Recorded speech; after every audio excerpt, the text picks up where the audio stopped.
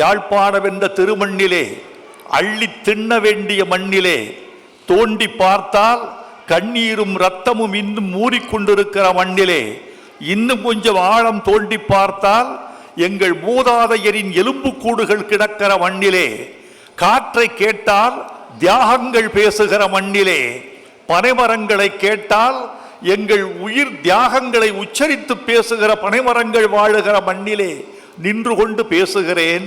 இந்த மண்ணில் 3.5 லட்சம் தமிழர்கள் மட்டும் இருக்கிறீர்கள். யாழ்ப்பாணம் மண்ணில் இந்த மண்ணை விட்டு வெளியே போனவர்கள் 15 லட்சம் தமிழர்கள். இந்த யாழ்ப்பாணம் மண்ணை மட்டுமல்ல, இந்த இலங்கை மண்ணிலிருந்து வெளியே போன மொத்த தமிழர்களின் எண்ணிக்கை ஒரு 15 லட்சம். இங்கே வாழுகிற தமிழர்களின் எண்ணிக்கை 3.5 லட்சம். இந்த 15 லட்சம் தமிழர்களில் எத்தனை சதவிகிதம் தாய் மண்ணுக்கு திரும்பி வந்து வாழுவதற்கு சிந்தை தயாராக இருக்கிறார்கள் என்று கேட்டால் 1 விழுக்காடு என்று பதில் வருகிறது.